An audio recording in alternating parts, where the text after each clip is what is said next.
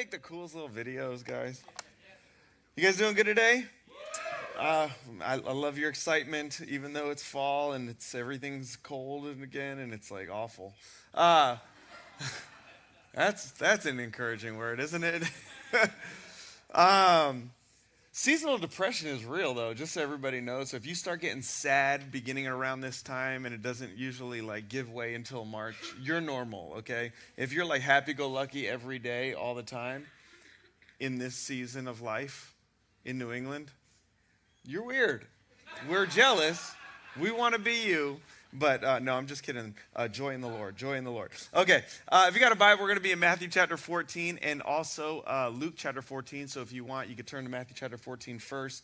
And then if you got like a streamer or maybe you could use the Next Step card, you could also go over to Luke chapter 14 today.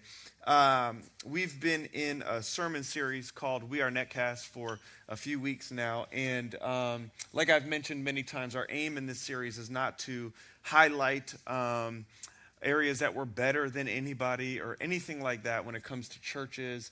It's really just to highlight some of the unique things that make us Netcast Church. And every church has a unique DNA. Every church has a kind of a unique ethos, culture that makes them who they are. And we're trying to kind of highlight some of the things that make us us and have made us us for many, many years now. First week we talked about how we're missionaries.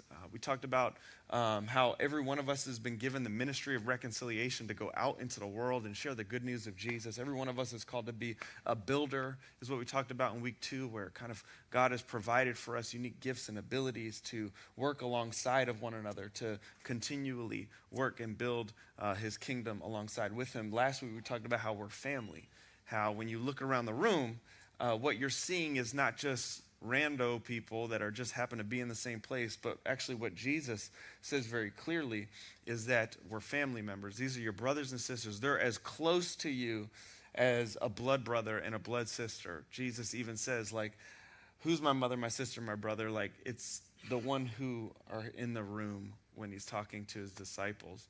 And so today we're going to talk about how we're a people that are all together and all in. Online, it talked a little bit how we're going to touch on diversity, and we're going to talk about that briefly. But it's really this idea of just being all together and all in.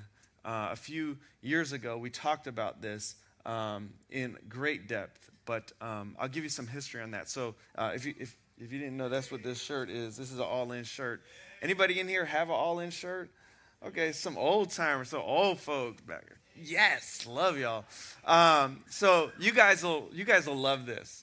If you remember, back in September 2018, Netcast was in a very unique situation. We were being kicked out of the middle school that we had been meeting in for about 6 years, and we didn't know where we were going to go next. Literally had no idea. And so in a scramble, we rented out Cabot Theater for 1 week because we knew we could get it for 1 week. And we decided we were going to have baptism services at Cabot Theater. And we were multiple services joined together for one, and we did. It was phenomenal. And we baptized probably 60 people that day.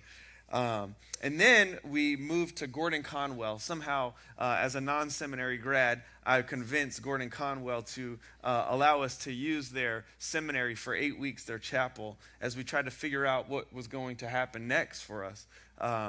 But other than that, we really found ourselves in a really tough spot. I know, Netcast, if you were here, you remember that.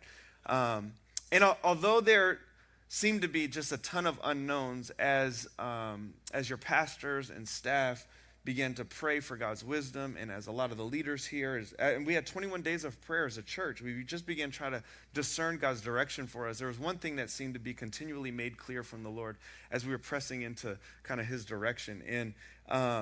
And that was very clear that God was not done with our church. And what he had for our future was going to be far bigger than what he had done already in our past. And as stressful of a season as that was for us, for me in particular, I just felt like it was just so hard. Very little of the anxiety that we felt came from being worried about where we were going to meet next per se, or how we would afford wherever it is that God was going to send us. And what was most stressful was whether or not we would be the type of church that could endure a season of unknowns, okay? And I'm being serious. Like a lot of churches, they don't make it through seasons of unknowns. Thousands and thousands and thousands of churches have died because of COVID, okay? Not because the sickness killed the people. It was because people were not prepared to deal with the unknowns. And when there's unknowns and there's a lot of anxiety, people will kind of disperse and scatter and never come back. And so that was the thing that really terrified us as a team, as a staff, was had we preached a theology, had we communicated a vision, did we proclaim the good news of Jesus to the point where people understood that regardless of the unknowns around us, we would be the type of people that could be united together and committed to a vision of just telling people about Jesus and connecting people to the church here on the North Shore. And what was most important during that time, we believed that we would be a people that even if every single week an email had to go out of where we were going to meet next, or maybe we weren't going to meet and we were only going to meet in homes, that we would still be a people that saw ourselves as we were together, we were a family, and we're all in with this. And so 4 years ago, almost to the date, we launched a sermon series called All Together, All In, and it really shifted the culture of our church. If you're here, you remember this. It really did shift an entire culture in our church, and it really birthed the togetherness that we had not had before, and really birthed the commitment level of the people of God here at this church that we had not had before. And by the grace of God, it is still very much ingrained in our DNA today. And although you may not know the phrase because maybe you're new and you weren't here 4 years ago and you don't know the phrase or don't have the t-shirt All Together, All In, I'm sure that if Netcast is your home, you feel it in our DNA. And so today I'm going to talk about what it means to be a people that are all together and all in. And so in Matthew chapter 14, you can turn there with me. Jesus just gets done feeding about 5,000 men plus women and children. And he did it through some kid's lunchbox. It's the craziest story, on the side of a mountain overlooking the Sea of Galilee. And this turns Jesus into, at this point, like a local rock star. I mean, again, 5,000 men plus women and children. People, most theologians believe there was likely about 15 to 20,000 people that got fed by a kid's lunchbox. And it turns Jesus into a local rock star. And with crowds swarming him and his disciples, he tells the disciples to hop in a boat and head to the other side of the sea so that they can get away from the crowd and he could go get some time alone to pray.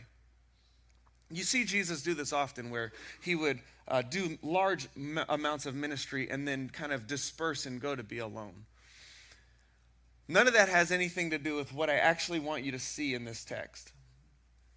In Matthew chapter 14, starting in verse 23, it says this: "And after he, being Jesus, had dismissed the crowd, he went up on the mountain. He went by himself to pray. And when evening came, he was there alone. But the boat by this time was a long way away from land, beaten by the waves, for the wind was against them." There's two other gospel writers who talk about this story that give us a little bit more detail. Mark and Luke do.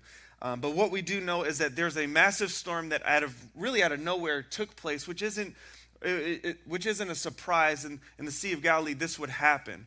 The way that the mountains are surrounding the sea, gusts of wind would come in and storms would come in very quick. I don't know if you've ever been to like a place like Hawaii or something like that, where it's very similar. Like you get a storm that comes in out of nowhere and then goes away really, really quick, locally or mostly because of the landscape.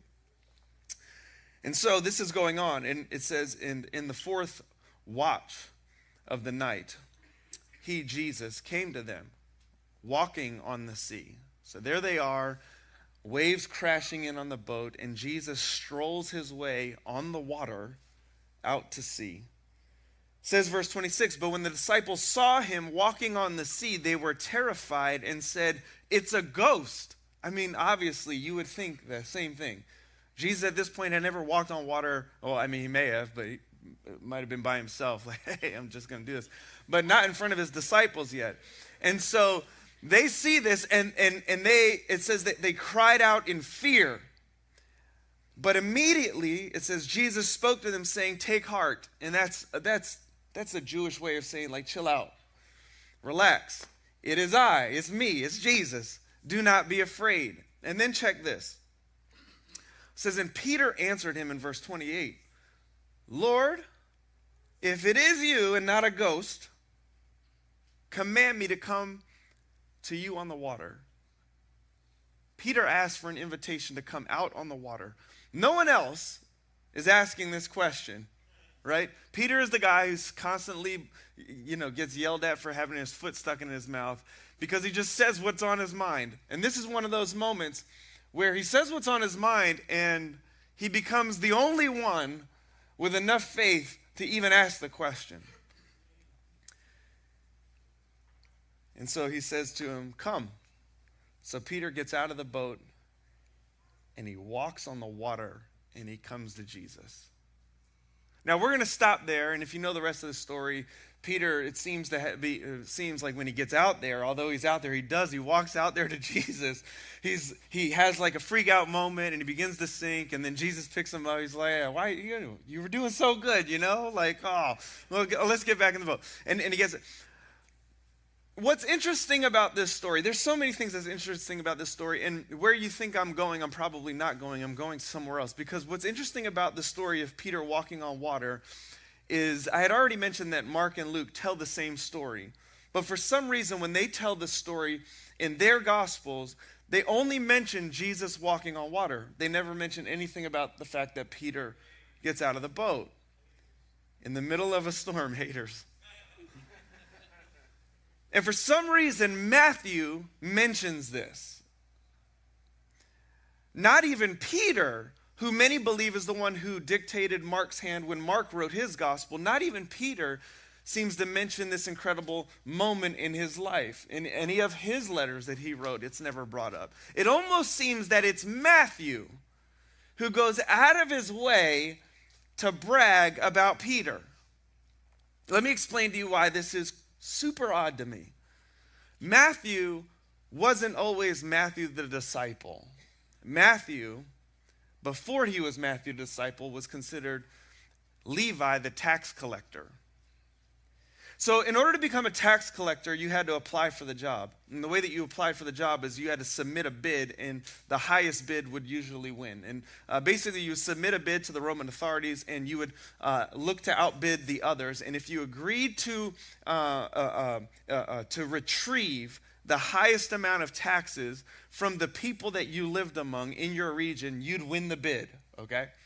And so another criteria for this, to be a tax collector, was Rome wanted their tax collectors to be locals, natives to the region that they worked in. So therefore they would represent the people and Rome. They wanted to do this because they didn't want it to seem only as if Rome was taking their money. They wanted it to also be considered a local endeavor. And therefore, you didn't just have a hatred for Rome. You also understood this locally as a community. The taxes were important. Similar, if we're just honest, it's somewhat similar to state taxes and federal taxes. Not identical at all, but think of it in those terms. Now, this system meant that a tax collector was the worst of worst. Okay? Let's say you wanted to be a local tax collector. What you would do is you would go to Rome. You'd say, okay, for the sake of the example, I'll bid $1 million taxes out of my region. I'm sure I could get $1 million of taxes out of my region, and therefore now I win the bid. And the way that I would now make my salary, right, would be I'm now given authority to collect taxes and permission from the Roman government to take whatever is necessary, and my salary then would be whatever I could take from the people that's above and beyond what I had bid out, minus my expenses. Okay, makes sense? Okay, this is basic accounting. It's also legalized extortion, right? This is what it is. So Rome was already charging an exuberant amount of money to the people. So anything that was in addition would be considered absolutely unbearable. Now, here's where things get worse. Sometimes you just don't have the money. Anybody else? Sometimes you just don't have the money. I might have the money to pay for my actual taxes, but I don't have the money to pay for maybe the other things that you want so that I could put money in your pocket as a tax collector, big government. And so, if you didn't have the money, a tax collector might insist on something else. Maybe sexual favors from your wife or your daughters, or your kids to come and work for him, or take some other bribe. Maybe put you on his staff so that the city would hate you like it hates them. And so to be a tax collector, you have to understand, was to literally be one of the most wicked men that you could imagine. And in cases like Matthew's, he's a local Jew. He's named Levi, who's legally terrorizing his own people by taking money that is used to support a system that continues to oppress his people. No system in America is really like this. And here's why I'm telling you this. Here's why this is important. Because 5 chapters prior to Matthew bragging about Peter, he's sharing his own story of meeting Jesus. And it says this in Matthew chapter 9. It says, as Jesus passed on from one place to the next, and we know this to be taking place in the area of Galilee. It says, as Jesus passed on from there, he saw a man called Matthew sitting at the tax booth, and he says to him, follow me. And he rose and he followed him. And then Matthew throws a party, and Travis already kind of touched on this. And it says, as Jesus was reclining at this table at Matthew's house, many tax collectors and sinners came and were reclining with Jesus and his disciples. And when the Pharisees saw this, they said to his disciples, why does your teacher eat with tax collectors and sinners? But when Jesus heard this, he said, those who are well have no need of a physician, but those who are sick. Go and learn what this means. I desire mercy and not sacrifice, for I came not to call the righteous, but sinners. And Matthew's outlining his story of following Jesus. Here's why this is so interesting. This story takes place in Galilee. What was known to be the purpose or the background or like the economy even of Galilee? It's like a Gloucester. It's a fishing city. It's a fishing town. And there's another guy in the crowd in the story in Matthew chapter 9 that's in there following Jesus already. And he also is from Galilee. And guess what his name is? Peter. And one of the things that Matthew was doing in the city of Galilee was he was the tax collector, and he was taxing those who were fishermen. Peter and Matthew were neighbors. And Peter had to go to Matthew on a regular basis and pay taxes because Peter owned a fishing company. Do you think Peter knew Matthew? Yes. Do you think Matthew knew Peter? Yes. But who's the only one of the disciples bragging about Peter? Matthew. This is fascinating. This should mess with us a little bit. Because this is what Jesus does.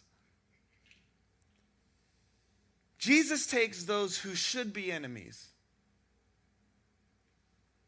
by all cultural contexts. What society would say people who should be against each other, or at the very least, adversaries, and he brings them together.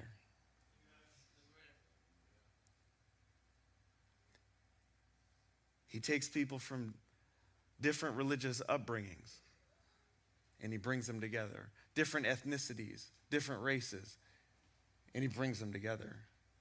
He takes the rich and the poor and he brings them together.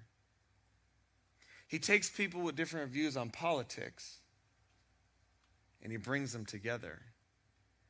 He takes people who hold close to different open-handed theological positions and he brings them together. He takes people with different views when it comes to maybe a philosophy of ministry or how we reach a city or how loud the music should be or whether it should be hymns or contemporary music, and he brings them together.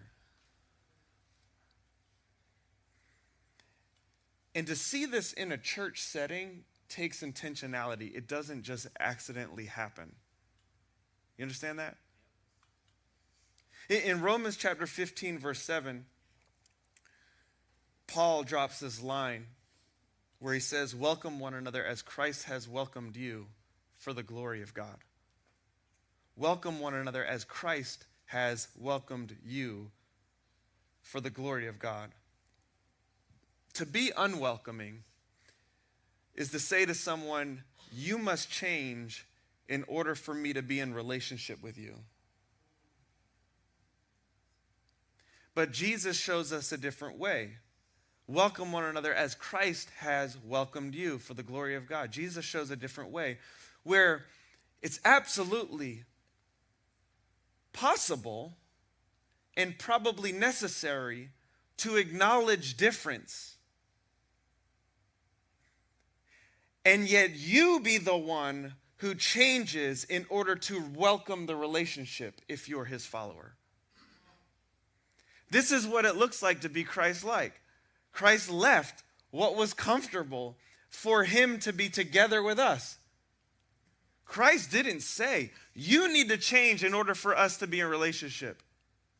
He left heaven, put on flesh, and changed to welcome you. He acknowledged our weakness or just our difference and became weak and became different so we'd become strong. We, every one of us, in our differences and in our sameness, are weak.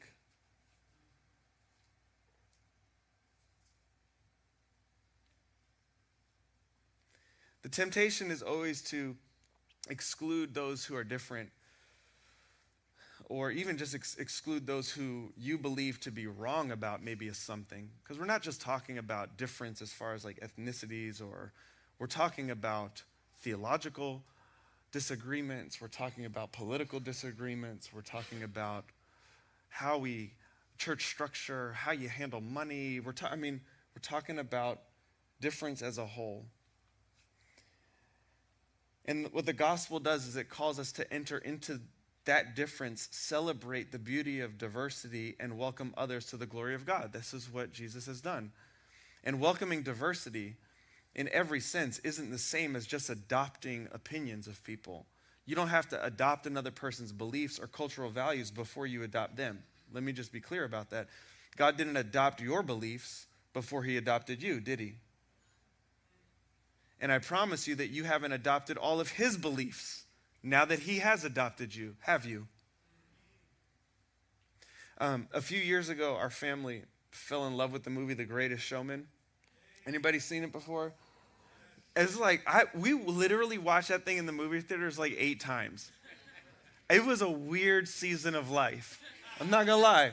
It was like, why are we going to the movies again to watch this? It's going to come out on video soon. And it was like, because it's that good. We like fell in love with this movie. It was weird. The Greatest Showman is about P.T. Barnum, and he's the guy who started the circus, if you don't know. And Barnum grew up extremely poor, works his way into middle class until the company that he works for eventually goes bankrupt. And through these series of events, somehow he convinces a bank to give him a loan so he could start a wax museum. Which didn't work, and sales were terrible. But he had this vision. He just wanted to do something like different and unique.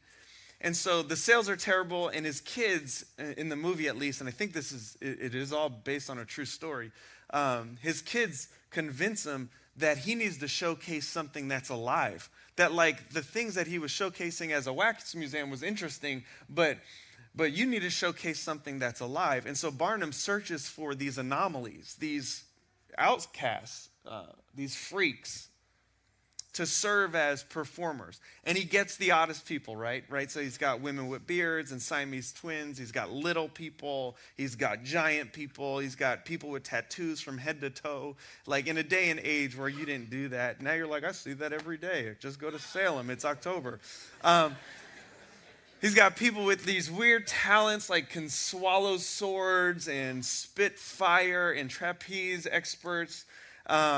people who treat animals like they're humans, people who are humans and act like animals, like very, very weird group of people. And with some sort of odd subhuman ability, P.T. Barnum is able to bring these odd people together, make them a family, give them a purpose, encourage them, and release them to build the circus that becomes known as the greatest show on earth, which ran for about 150 years. J.R. Tolkien once said, every great story is a picture of the greatest story, the story of Jesus.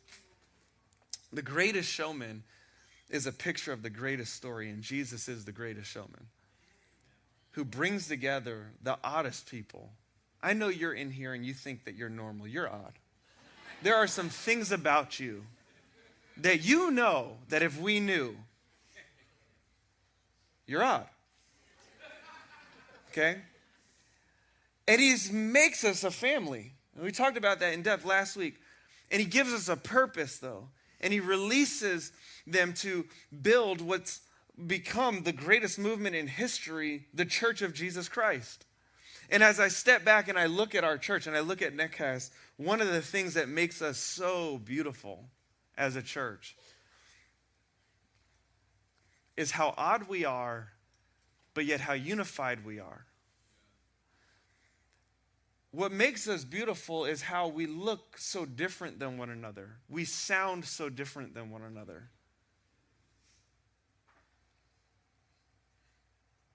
We live so different than one another.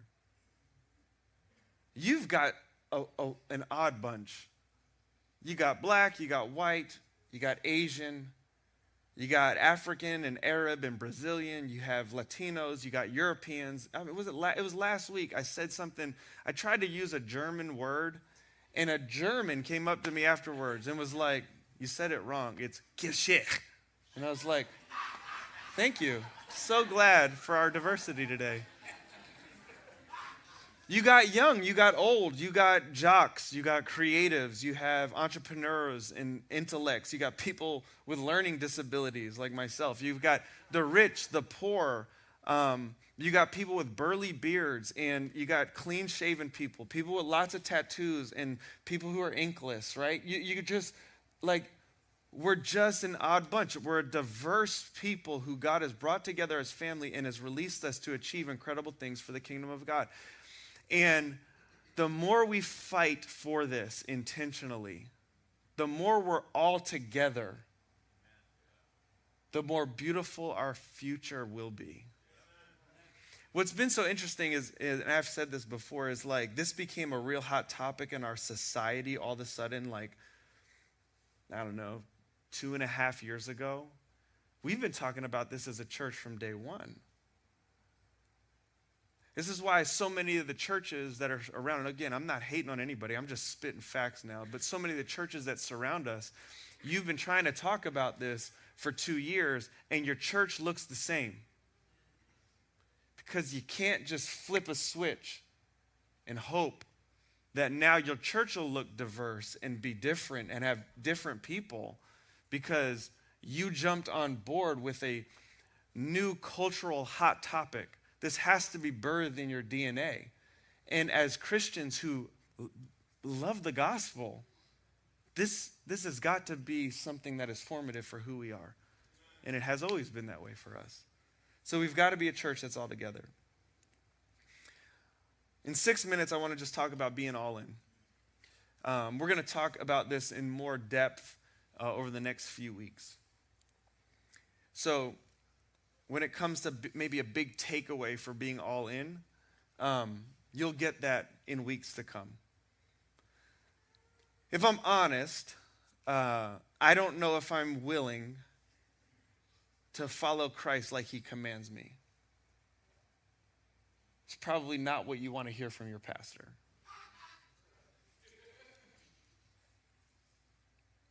I hope that I am,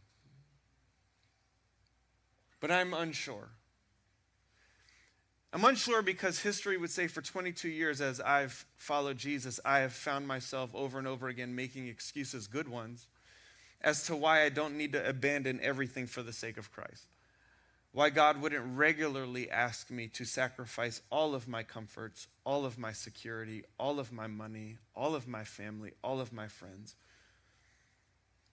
And so when I say I'm unsure if I'm willing to follow Christ like he commands me to, I'm just trying to be honest, okay? And I don't think I'm alone in this. One of the things that scares the life out of me is the words of Jesus. In Matthew chapter 14, which we read already, Jesus shows his incredible power where he walks on water. That all of creation is under his submission. Gravity, not today.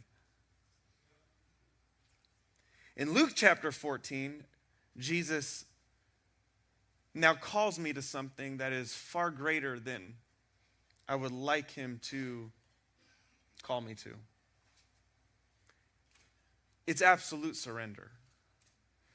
I'll read it to you. It's Luke chapter 14, verse 25 through 33. It says, "Now great crowds accompanied him yet again. And he turns and he says to them, 'If anyone comes to me and does not hate his own father and mother and wife and children and brothers and sisters, yes, and even his own life, he cannot be my disciple.'" I mean, we could just stop there. That your love for Jesus is to be so grand, so great, so extravagant, that it looks like hatred towards yourself. Forget everybody else. Obviously, hatred towards everybody else.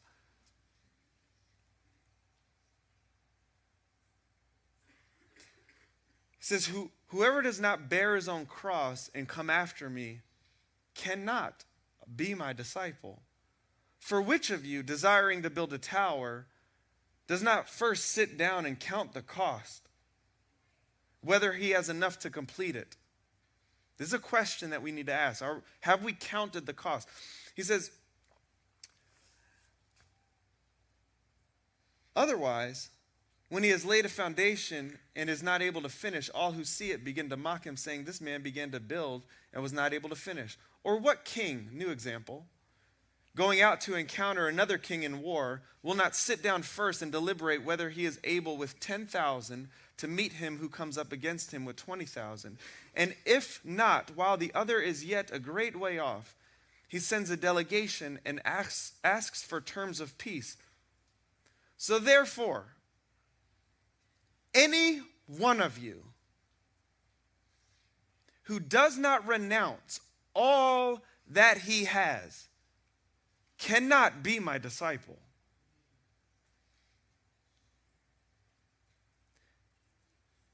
Jesus only understood a world, okay, where if you followed him, if you're the bride of Christ, you counted the cost, you renounced everything, and you went all in. That was it. Now, to renounce everything doesn't mean now you just literally give it away. You just say to yourself and to the Lord, whatever is mine is yours. I'm willing to give it wherever it needs to go. My life isn't mine. My own life does not belong to me.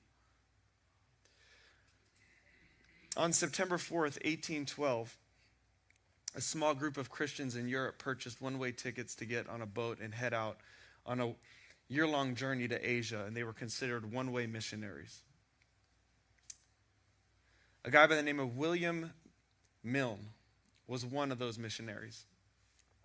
And as he headed out, instead of packing a suitcase, he packs all of his stuff in a coffin, because he knows full well that the village people who he's going to meet had already killed every single missionary that had come before him. Yet his vision was to go, and this is a quote, "from house to house, from village to village, from town to town and from country to country, where access may be granted in order to preach the gospel to all who will not turn away their ear from it. And as William Milne sailed away, he waved goodbye to everyone he loved and everything he knew. Yet he was known to have no fear for his life, because to him he had already died. His coffin was already packed. And by God's grace, for 10 years, he lived among an Asian tribe and loved them like Jesus would have them be loved. And on June 2nd in 1822, at the age of 37, he died for what we believe to be unknown natural causes. In 1822, when you were away in a village and you died, it wasn't like a report came out as an obituary that was like, here's the things that went wrong. You just died. And the local tribe members buried his coffin in the middle of the village with an inscription on his tombstone that said this: when he came, there was no light.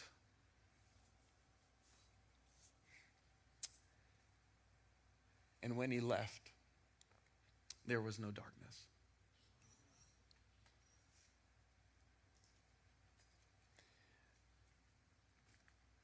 You guys have come out. May it be said about not just this church, but about the kingdom of God here in our region, among us. When our time is done, I'll be 40 in like 6 weeks. 3 years past William. I don't know how many years I'm going to be given on this earth, neither do you. May it be said about us that we were so willing to be all in with Jesus that we contributed to a region with your gifts and abilities, uniquely your gifts and abilities. You can't do what I do, guys, okay? Because I have a unique call with unique gifts and abilities, and I can't do what you do, okay? This isn't everybody be the same. This is, we're all different. We're all together, though, but we're all in. And with your unique gifts and abilities and your unique period of time that God has allotted for you, that whenever it's all said and done and over, that it might be said, when they came, there was no light. But when they left, there was no darkness.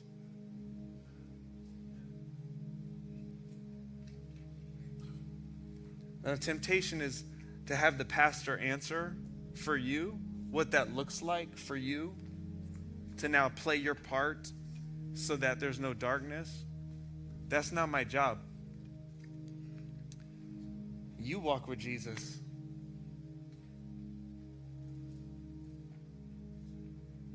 You press into what the Lord has called you to and the vision that he has for your life.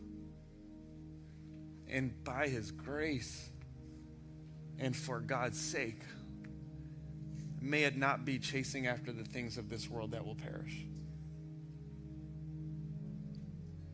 I just hope that Netcast is known as a place as we're all together and we're all in. That's who we are. We love Jesus and we love each other.